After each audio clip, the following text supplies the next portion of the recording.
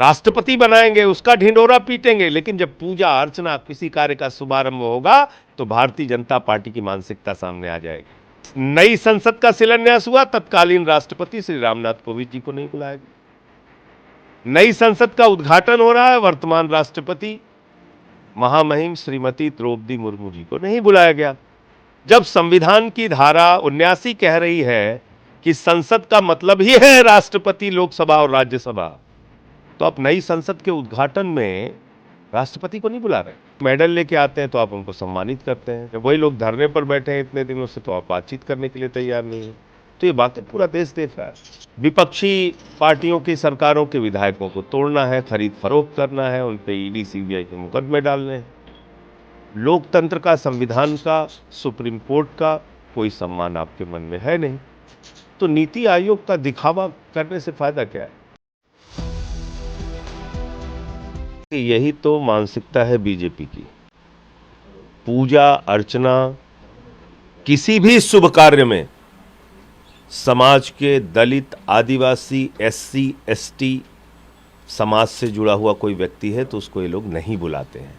ये भाजपा की मानसिकता है, दलित विरोधी, आदिवासी विरोधी मानसिकता। और इसकी 3 घटनाएं हैं। जब प्रभु श्री राम के मंदिर का शिलान्यास हुआ, उस वक्त उत्तर प्रदेश के मुख्यमंत्री जाते हैं, उत्तर प्रदेश के राज्यपाल जाते हैं, भारत के प्रधानमंत्री जाते हैं, भारत के राष्ट्रपति नहीं जाते। तत्कालीन राष्ट्रपति श्री रामनाथ कोविंद जी को नहीं बुलाया गया क्योंकि वो एससी समाज से थे। बीजेपी उनको अछूत मानती है आज भी। राष्ट्रपति बनाएंगे, उसका ढिंढोरा पीटेंगे, लेकिन जब पूजा अर्चना किसी कार्य का शुभारंभ होगा तो भारतीय जनता पार्टी की मानसिकता सामने आ जाएगी कि समाज का दलित व्यक्ति, समाज का आदिवासी व्यक्ति, उसको किसी शुभ कार्य में नहीं बुलाना है। नई संसद का शिलान्यास हुआ, तत्कालीन राष्ट्रपति श्री रामनाथ कोविंद जी को नहीं बुलाया गया। नई संसद का उद्घाटन हो रहा है, वर्तमान राष्ट्रपति महामहिम श्रीमती द्रौपदी मुर्मू जी को नहीं बुलाया गया। क्यों नहीं बुला रहे भाई आप? जब संविधान की धारा 79 कह रही है कि संसद का मतलब ही है राष्ट्रपति, लोकसभा और राज्यसभा, तो आप नई संसद के उद्घाटन में राष्ट्रपति को नहीं बुला रहे। नई संसद के उद्घाटन के मौके पर आप राष्ट्रपति को ही नहीं बुलाएंगे, तो ये घोर अपमान है महामहिम राष्ट्रपति का, घोर अपमान है दलित समाज का, आदिवासी समाज का। इसके विरोध में आम आदमी पार्टी ने इस कार्यक्रम का बहिष्कार किया है। बीजेपी की मानसिकता पूरे देश के सामने उजागर हो गई है। 97 वर्षों तक इन्होंने आरएसएस का प्रमुख दलित या पिछड़ा या आदिवासी समाज से नहीं बनाया। ये इनकी मानसिकता है। इसे लेकर उनको दफना की बड़ी इमारत बनाई गई। तो भारत के संविधान को तो चोट पहुंचाई ही गई इस पूरी घटना से। भारत के संविधान की धारा 79 साफ तौर पे कहती है कि संसद का मतलब ही है राष्ट्रपति, लोकसभा और राज्यसभा।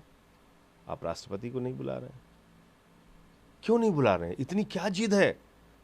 इतना क्या आपके मन में एक छुआछूत की भावना भरी है भाई, कि किसी शुभ कार्य में आप, अगर कोई व्यक्ति देश का राष्ट्रपति भी है और दलित समाज से, आदिवासी समाज से है, तो आप उसको नहीं बुलाएंगे? इतनी अछूत की भावना क्यों भरी हुई है आपके मन में? यही तो पूछ रहा हूं। एक और ट्वीट है इस मामले में, आरजेडी ने तुलना की एक ताबूत से, उस पे बीजेपी की मांग है कि उस पे एफआईआर किया जाना चाहिए। देखिए, ऐसा है, सबसे पहले तो एफआईआर भाजपाइयों के खिलाफ होनी चाहिए।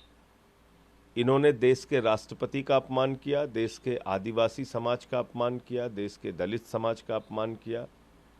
और जहां तक प्रश्न है चित्र का, तो मैंने वो चित्र ना देखा है ना ट्वीट देखा है, तो मैं उस पर कोई प्रतिक्रिया नहीं दे सकता।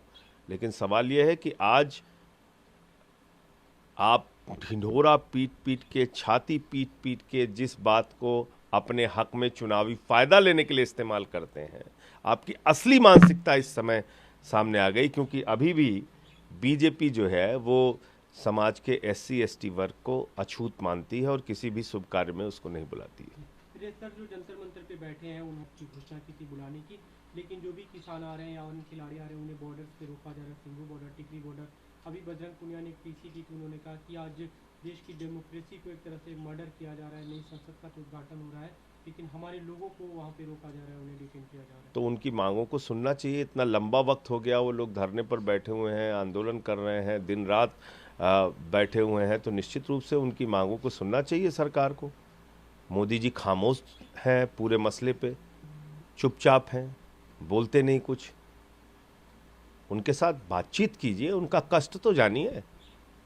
जब वही लोग मेडल लेके आते हैं तो आप उनको सम्मानित करते हैं, जब वही लोग धरने पर बैठे हैं इतने दिनों से तो आप बातचीत करने के लिए तैयार नहीं हैं। तो ये बातें पूरा देश देख रहा है।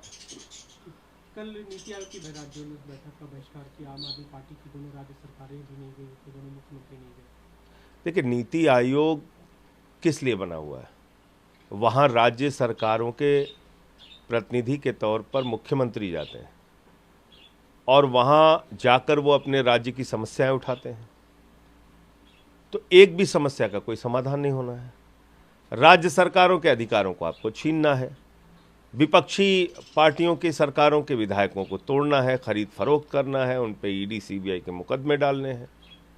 लोकतंत्र का, संविधान का, सुप्रीम कोर्ट का कोई सम्मान आपके मन में है नहीं। तो नीति आयोग का दिखावा करने से फायदा क्या है?